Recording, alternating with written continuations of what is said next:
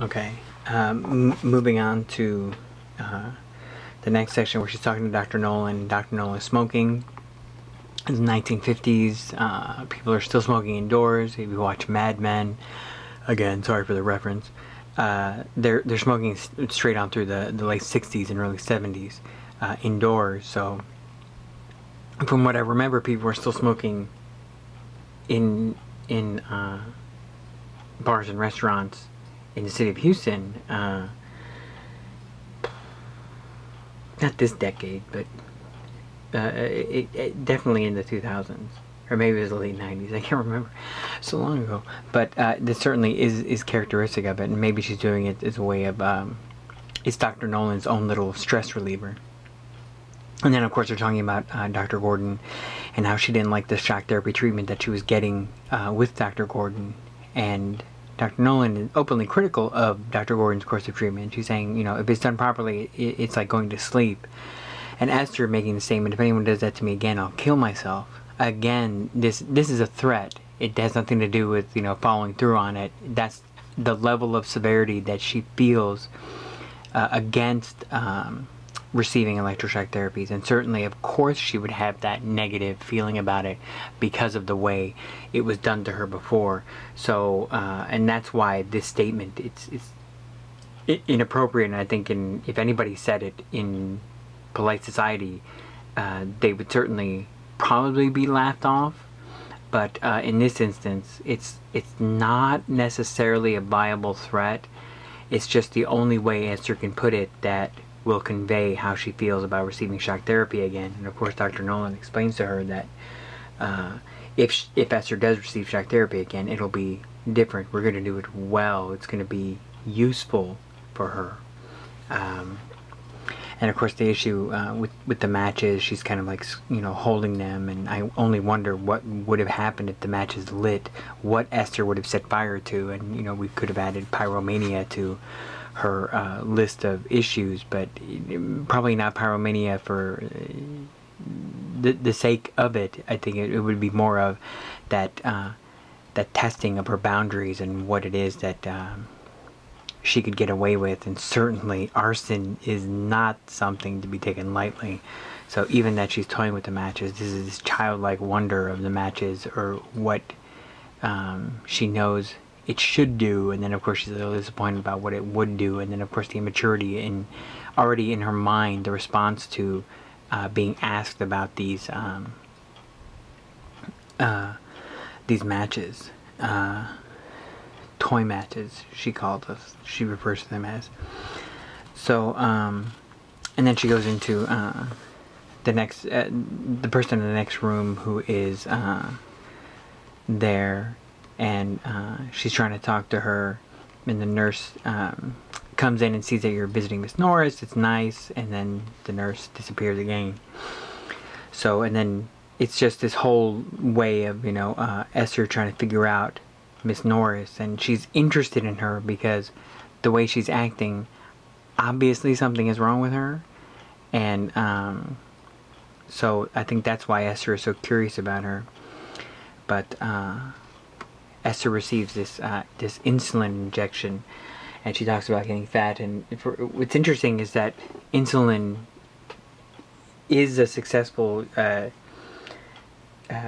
treatment for people who are depressed, but only if they are prone for diabetes, because they're insulin resistant, which is how people develop type 2 diabetes. If you're familiar with diabetes, then you'll know about this. Maybe you know someone who is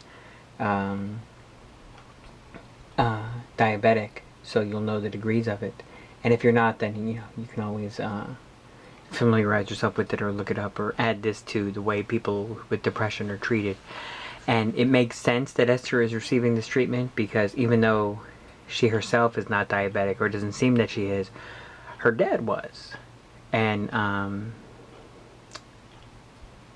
least I think, I hope I'm not overreaching in saying that. I'm just saying that because I know that Sylvia Plath was, her father was diabetic, and that's why. So now this has me going back to my copious notes and you can see the contrast in the early chapter notes versus what I'm doing here, because I re-annotate these as I go, and I do believe she does mention that that's her father had diabetes. That's Esther's father in the book. It'd take me a while to find it, but so it's good, and it's a way to treat again, people who could develop type 2 diabetes. So with her family history of diabetes, and certainly Esther would be a candidate for it. And the, you know, and as far as people with diabetes, apparently the most common psychiatric disorder amongst diabetics is depression. How true that is in the United States is probably up for debate. This is I'm using a United Kingdom health site for that information. So, and that's also because not because Sylvia Plath herself lived in England for a time, but because this is where it turned up. So it certainly helps if in understanding. We seek the information where we can find it, so that's why she's on it. And of course she's getting large because it's causing her to put on weight, and but that's just one of the side effects of it. And of course, if you listen to any late night commercial for some drug that has Xarelto or some name or whatever it is, there are a whole list of side effects, and unfortunately for Esther's insulin treatment, weight gain is certainly a side effect. And of course now she's talking to Valerie, and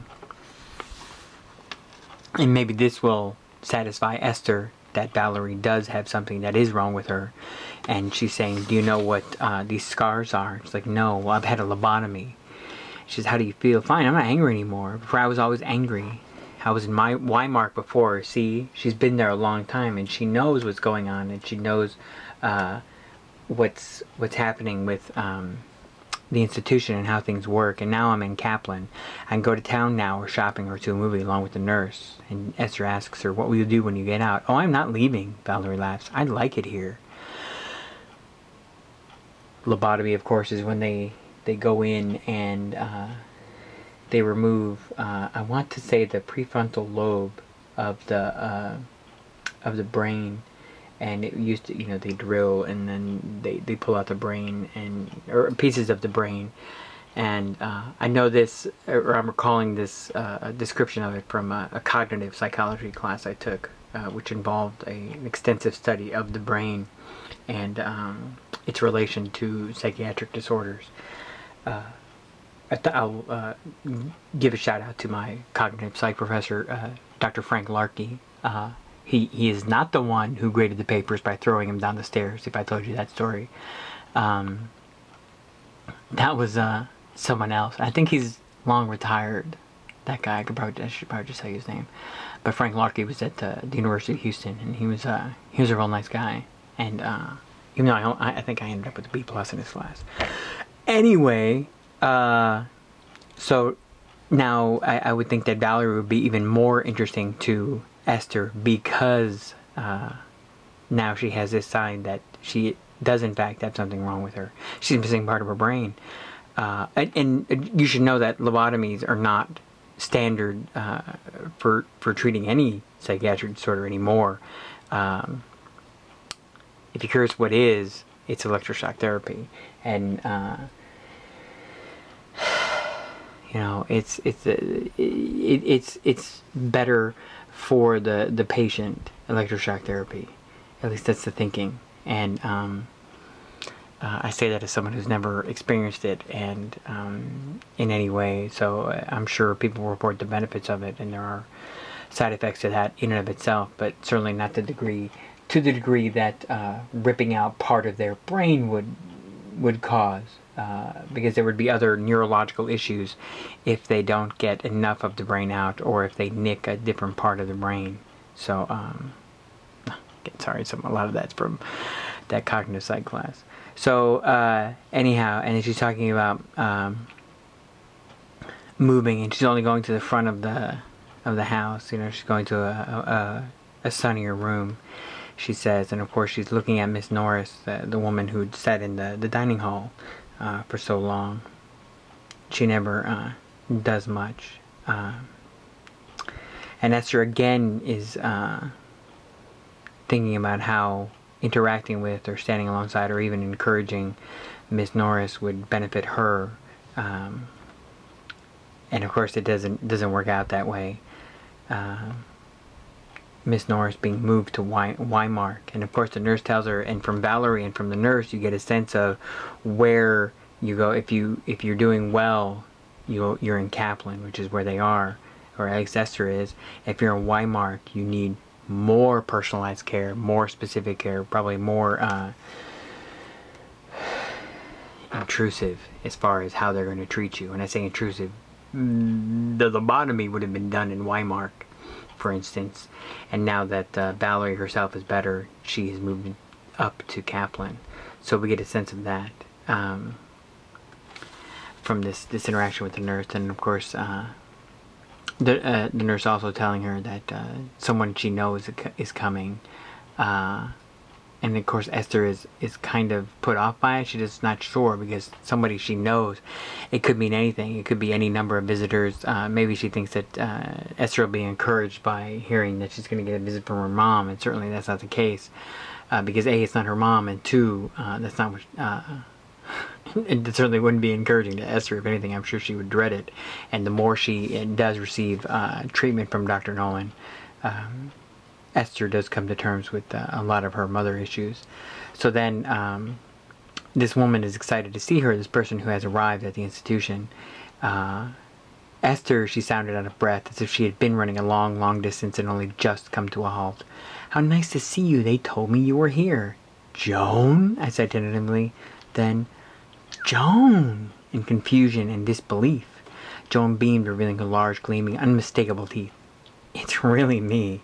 I thought you'd be surprised." Of all people. And of course I've made a note about the Buddy Willard connection, and we'll see that in upcoming chapters,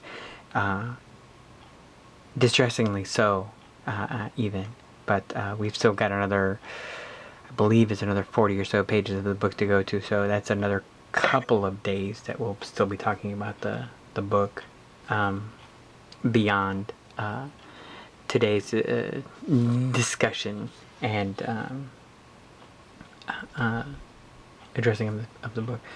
So Thursday we'll move on to 16, 17, 18, and then next Tuesday we'll finish up with chapters 19 and 20, and hopefully you'll have a better sense of what your paper will look like, and I'll talk more about that in class on Thursday, the essay, and maybe how to pull that together. And if not, then I'm sure I'll just I'll add another one of these videos, maybe a how-to of writing a paper, if we don't get to it in class.